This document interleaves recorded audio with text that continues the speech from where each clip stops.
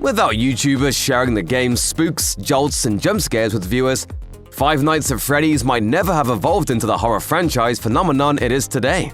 So it comes as no surprise that the recent film adaptation immortalized these content creators in a truly fan-service-worthy way. Warning: spoilers ahead. The long-awaited feature film adaptation of Five Nights at Freddy's currently has the box office in a stranglehold.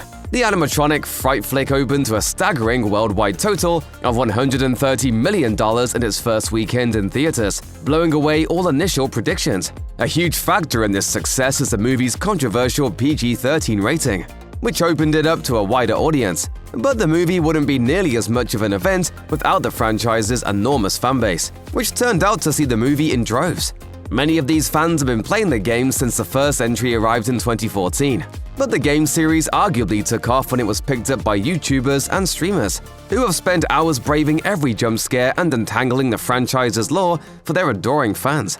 The powers behind the Five Nights at Freddy's movies certainly recognized this fact, and decided to pay several YouTubers back by featuring them in the film.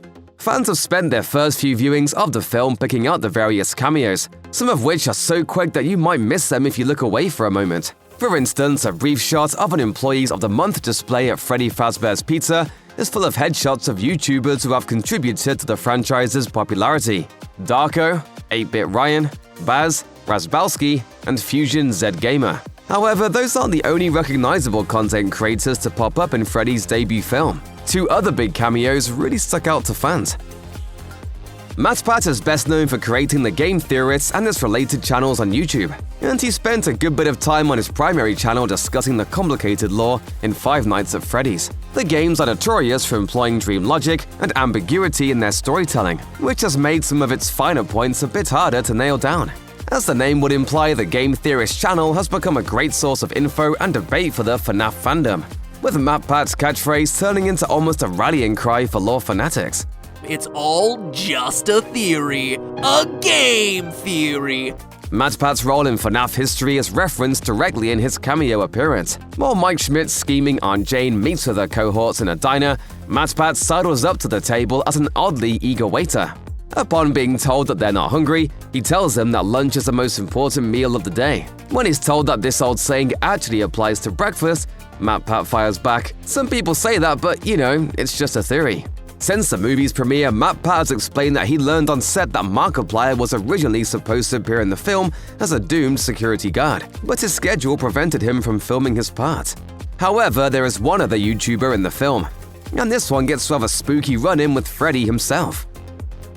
CoryXKenshin Williams is another YouTuber who exploded in popularity when he began diving into scary games on his channel. Fans have come to love his trademark sense of humor in the face of horror, particularly during playthroughs of the FNAF series. It makes perfect sense that it also make an appearance in the movie. CoryXKenshin arguably has a slightly more substantial role in the movie. He not only facilitates the dramatic final act of the movie, but he also appears in a surprising mid-credit scene. In the first of his scenes, Cory picks up Mike's little sister, Abby, who has just been abducted by the gnarled-up Golden Freddy animatronic.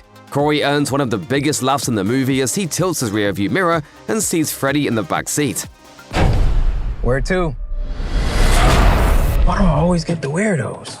Though it would be easy to assume that Freddy or another killer animatronic dealt with this cabbie off-screen, Cory's character reappears partway through the movie's end credits. While napping in his taxi, Cory hears a knock on his passenger side window. He tells them to go away because he's on break. But the knocking persists. When Cory looks up to give this would-be passenger a piece of his mind, he's instead greeted with another jump scare. Staring him down from the passenger seat is none other than the possessed animatronic Balloon Boy, who appears in the movie as a tiny figurine.